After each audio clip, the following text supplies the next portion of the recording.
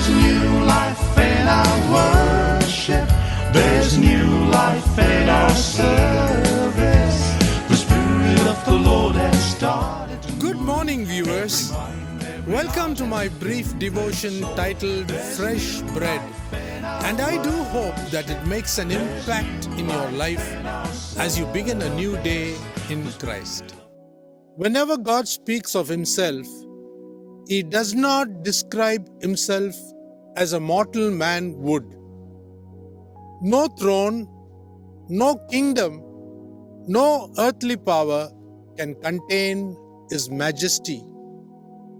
Yet to help us grasp a glimpse of His nature, the Bible compares Him to the grandest and the most unshakable creations. In Deuteronomy chapter 32 verse 4, we read that He is our rock, a firm foundation that can never be moved. In Psalm 18 verse 2, the psalmist says, He is our fortress, a refuge and stronghold in times of trouble. In Psalm 84 verse 11, He is described as our shield, protecting those who trust in Him by staying the closest to them. He is the Son of righteousness. That's what Malachi 4 verse 2 says, shining with healing and justice. In Jeremiah chapter 2 verse 13, He is described as the fountain of living waters, the only source that can quench the thirst of a human soul. He is like the rain that waters the earth. Thus says Hosea in chapter 6 verse 3. This rain brings life to the dry and the weary.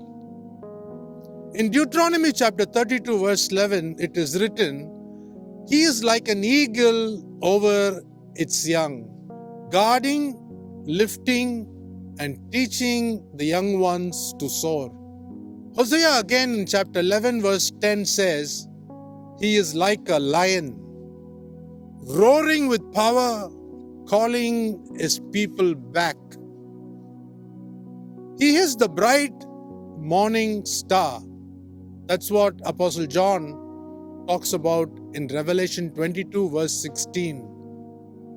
The first light of hope before the dawn. But beyond all these, when Moses stood before the burning bush, trembling in reverential fear, he asked a simple yet profound question. What is your name? If God had compared Himself to anything created, Moses would have had limited understanding of Him. If he had said, I am like the greatest king, Moses would have pictured an earthly ruler. If he had said, I am like the sun, S-U-N, Moses might have imagined something that sets in the evening. Instead, God declared, I am who I am. Read Exodus chapter 3, verse 14. He is not like something, not one among many.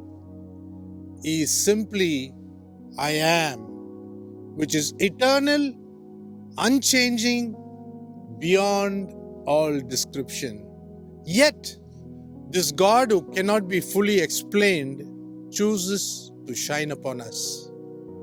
When Daniel stood among the ruins of Jerusalem, he prayed, O Lord, make your face shine upon your desolate sanctuary.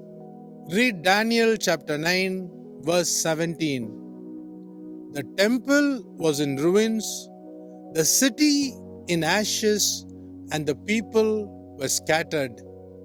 Yet Daniel knew, if only God's glory returned, restoration would follow. Are we not the same? Broken, empty, and desolate.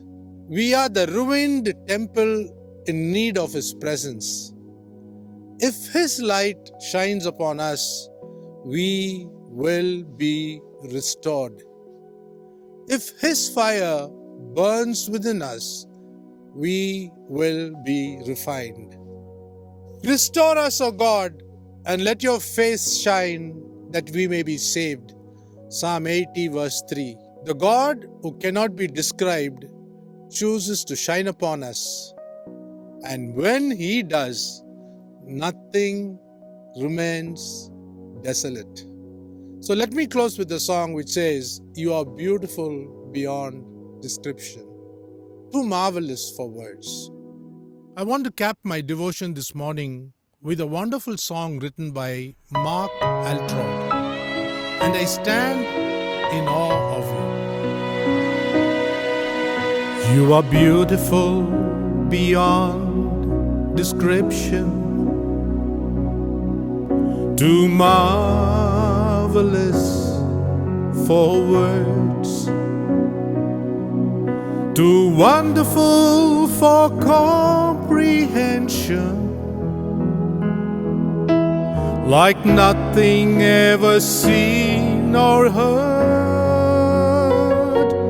Who can grasp your infinite wisdom?